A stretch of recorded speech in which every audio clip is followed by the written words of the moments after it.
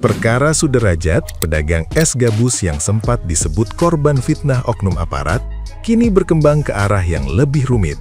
Setelah gelombang simpati publik muncul, kesaksian para tetangga justru memunculkan sisi lain dari keseharian Sudrajat. Ia dikenal hidup sederhana, namun ucapan dan pengakuannya kerap berubah-ubah sehingga menimbulkan kebingungan.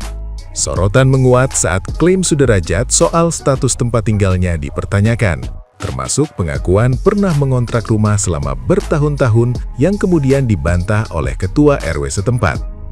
Keterangan warga menyebut Sudrajat sebenarnya memiliki rumah sendiri sejak lama, namun kondisinya rusak dan sedang direnovasi, sehingga ia tinggal sementara di rumah kontrakan. Tetangga terdekat mengungkapkan bahwa Sudrajat memiliki keterbatasan mental yang mempengaruhi cara bicaranya, membuat pernyataannya sering tidak konsisten. Klarifikasi ini disampaikan untuk memberi gambaran utuh, bukan membela, agar publik memahami kondisi sebenarnya di balik kasus yang terlanjur viral dan memicu perdebatan luas. Nah, gimana nih menurut netizen yang terhormat? Silahkan berkomentar ya. Gak boleh begitu, Bapak. Orang lagi prihatin sama Bapak, tapi Bapak memanfaatkan peluang ini untuk Bapak pengen kawin deh. Nggak boleh begitu, jadi orang nggak ini sama Bapak, nggak simpatik lagi gara-gara kebohongan Bapak itu kan. Jadi Bapak sekarang dihujat sama netizen. Bapak jangan main-main sama netizen, tersandung-sandung nanti langkahnya Pak. Udah terjadi pelajaran buat Bapak juga ya. Jangan berbohong, jangan kemaru, jangan rakus ya Pak ya. Mari kita bahas sedikit tentang bapak penjual es gabus. Kasusnya kemarin kan dia sama Oknum Insilop dan INT, iya kan? Seharusnya diselesaikan secara hukum dan seingatku udah selesai. Sekarang ada masalah baru, bapaknya itu bohong dan jual kesedihan. Pertanyaannya, kenapa kali kasih sumbangan? Niatnya itu apa? Memang untuk berbagi? Bagus sih kalau itu. Atau niat ngonten? Atau biar nampak kerja? Yang mana? Lagian masalah antara bapaknya dengan Oknum Insilop dan Oknum INT ini udah selesai secara hukum.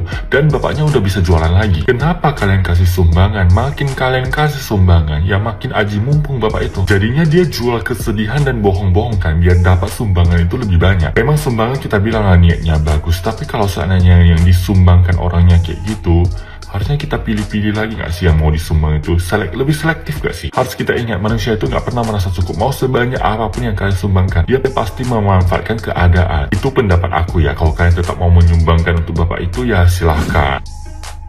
Gua awal mula ngeliat tukang es gabus tuh, ya kan, rasanya kayak apaan sih ini orang gitu, kayak nggak kasihan aja gue gitu. Karena gue itu inget kasusnya si Agus dulu guys, yang dimana dia tuh dikasihani nih sama warga Indonesia, ya kan, terus dikasih donasi malah dipakai yang nggak berguna. Nah, kejadian lagi kan sama tukang es gabus itu tuh. Kita warga Indonesia nih sudah simpati gitu ya kan, lu aja sih yang simpati, gue mah enggak sama sekali gitu. Dan terus udah dikasih banyak segala macam donasi, terusnya KDM bikinlah ceritanya konten, ya kan, bertanya-tanya sama beliau. Masa katanya belum ada yang ngebantu dia?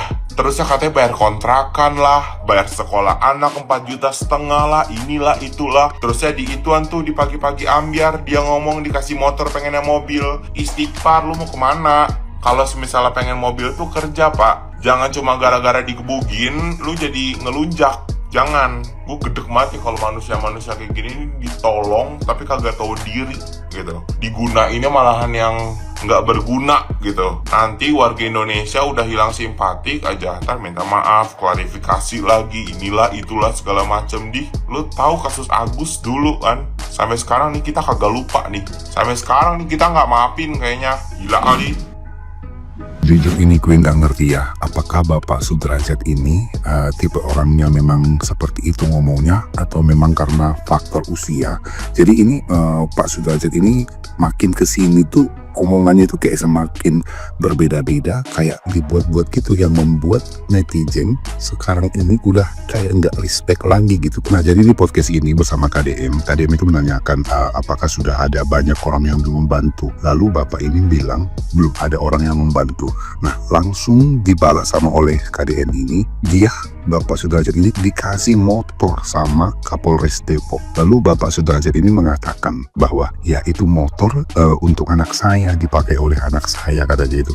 Nah, intinya kan sudah dapat motor Pak, kata KDM. Lalu disampaikan lagi oleh Bapak Sudrajat ini bahwasanya dia harus membayar uang sekolah anak yang sekolah gitu selama 4 bulan yang jumlahnya itu 1.500.000. Nah, makin diulik lagi sama oleh KDM ini, ujung-ujungnya uang sekolah itu yang belum dibayar itu cuma 1 bulan, yaitu 200.000.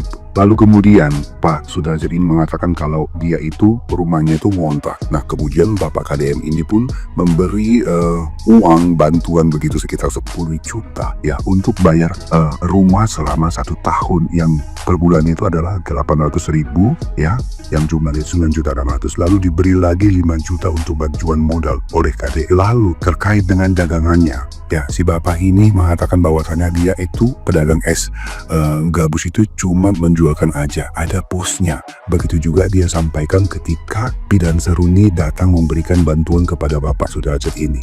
Dia mengatakan bahwasannya dia itu cuman menjualkan es ya, menjualkan es orang seperti itu.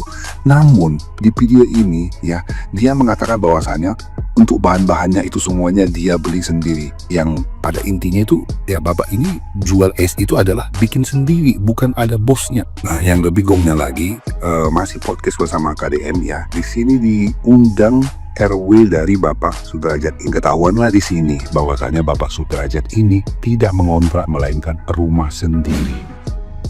Dari mana ketahuannya? Oleh KDM. Karena sebagaimana kebiasaan KDM, bila mana ada orang terzolimi, ada orang kesulitan, kemudian viral, ya beliau 99% bantulah begitu. Tetapi sebelum KDM pun institusi Polri, polisi, Polda Metro Jaya kalau nggak salah sudah nyambangi Pak Derajat ini, bahkan memberi bantuan macam-macam. Di antaranya ya motor Gres kan, lumayan itu. Belum lagi dari Pemda Kabupaten Bogor.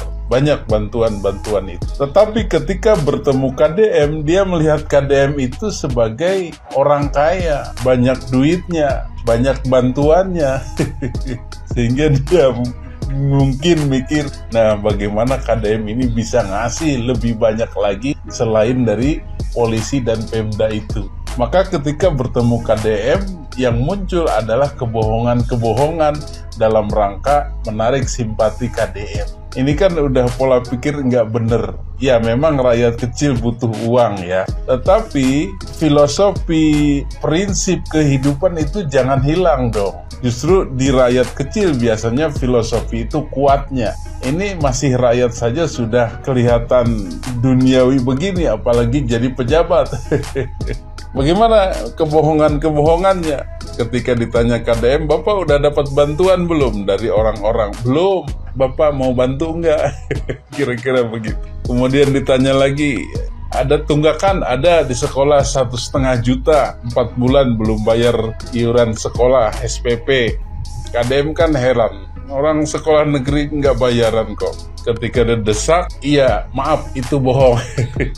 Hanya 200.000 sebenarnya. Kemudian ketika ditanya, ini rumah gimana? Rumah ngontrak Pak, belum bayar 800.000 sebulan, dibayarinlah sama KDM. Kemudian punya utang sama si Ucok 200.000, dibayarinlah sama KDM. Ternyata setelah datang ke rumah ada kesaksian dari orang-orang, ini mah rumahnya sendiri, nggak ngontrak. Bohong lagi.